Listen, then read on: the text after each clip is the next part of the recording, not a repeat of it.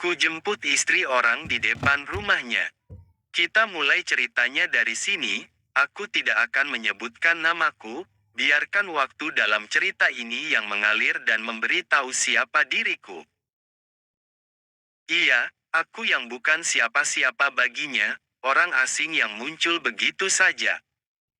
Bahkan dia pun pernah berkata, saya hanya biasa saja denganmu, tak lebih, kata itu yang menyadarkanku, posisiku saat itu atau saat ini.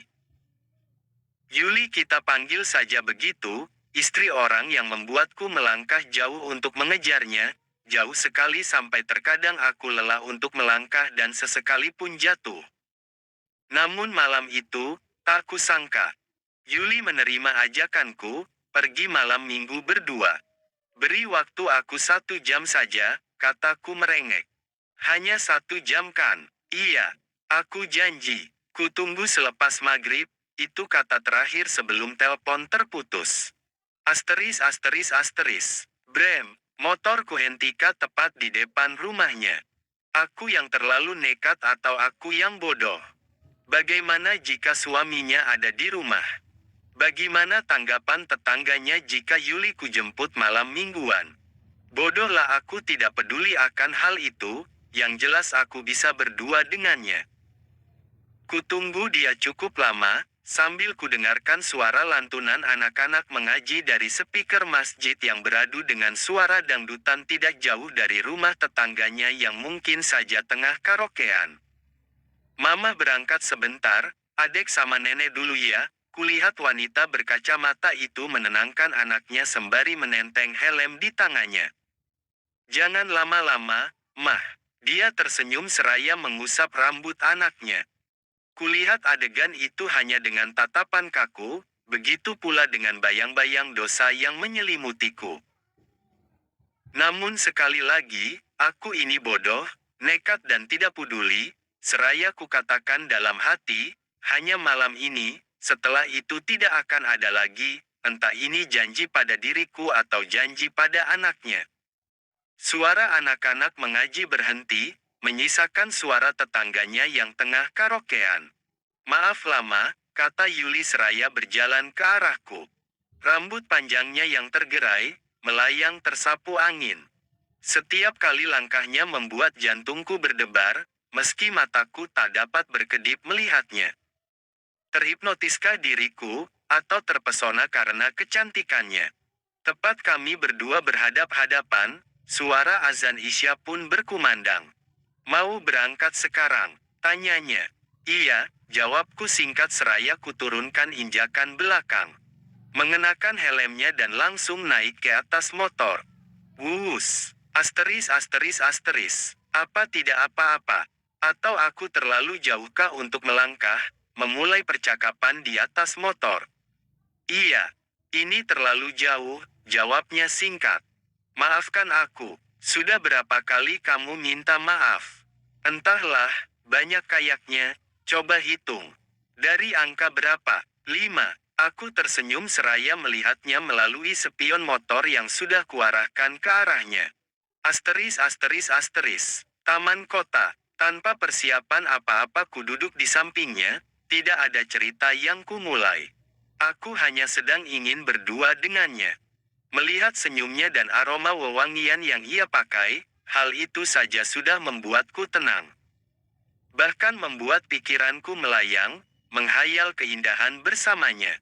Waktu tersisa 30 menit, katanya tiba-tiba. Boleh minta tambahan waktu? Tidak. Kenapa? Karena kita terlalu jauh. Ku kepalkan tangan, menahan tubuh yang bergemetar, dengan berani ku genggam tangannya dan dia tidak menolaknya. Beri aku tambahan waktu, aku berjanji ini malam terakhir, 15 menit lagi, waktu tersisa, 15 menit lagi, waktu tambahan yang ku minta, tidak bisa. Katakan sekarang jika ingin ada yang dibicarakan, semua telah berakhir, terima kasih atas semuanya, asteris asteris. Kurasakan beberapa tetesan air jatuh, sampai membasahi hidungku. Bahkan air yang jatuh itu mentes di bawah kelopak mata, seperti sengaja untuk menyamarkan air mataku. Perlahan kuarahkan tangannya untuk memelukku dan ia meresponku dengan baik, langsung mendekap tubuhku yang lama. Hari itu, kurasakan kehangatan yang sangat jauh berbeda dan hanya dia yang bisa melakukannya. Tapi sayang kehangatan itu harus kulepaskan, karena itu bukan milikku tapi milik suaminya. Aku sadar jika aku masih ada di tempat ini, maka yang kudapatkan hanya rasa sakit yang semakin dalam dan aku tidak ingin menggendong rasa sakit ini untuk waktu yang lama. Hari itu juga, kuputuskan untuk berhenti melangkah mengejarnya. Selesai. Ku jemput istri orang di depan rumahnya. Kita mulai ceritanya dari sini, aku tidak akan menyebutkan namaku, biarkan waktu dalam cerita ini yang mengalir dan memberi tahu siapa diriku. Iya, aku yang bukan siapa-siapa baginya, orang asing yang muncul begitu saja. Bahkan dia pun pernah berkata, saya hanya biasa saja denganmu, tak lebih, kata itu yang menyadarkanku, posisiku saat itu atau saat ini. Yuli kita panggil saja begitu, istri orang yang membuatku melangkah jauh untuk mengejarnya, jauh sekali sampai terkadang aku lelah untuk melangkah dan sesekali pun jatuh. Namun malam itu, tak kusangka. Yuli menerima ajakanku, pergi malam minggu berdua. Beri waktu aku 1 jam saja, kataku merengek. Hanya 1 jam kan? Iya, aku janji. Kutunggu selepas maghrib, itu kata terakhir sebelum telepon terputus. Asteris asteris asteris. Brem, motor kuhentika tepat di depan rumahnya. Aku yang terlalu nekat atau aku yang bodoh? Bagaimana jika suaminya ada di rumah? Bagaimana tanggapan tetangganya jika Yuli kujemput malam mingguan? Bodohlah aku tidak peduli akan hal itu, yang jelas aku bisa berdua dengannya. Kutunggu dia cukup lama, sambil kudengarkan suara lantunan anak-anak mengaji dari speaker masjid yang beradu dengan suara dangdutan tidak jauh dari rumah tetangganya yang mungkin saja tengah karaokean. Mama berangkat sebentar, adek sama nenek dulu ya. Kulihat wanita berkacamata itu menenangkan anaknya sembari menenteng helm di tangannya. Jangan lama-lama, Mah. Dia tersenyum seraya mengusap rambut anaknya.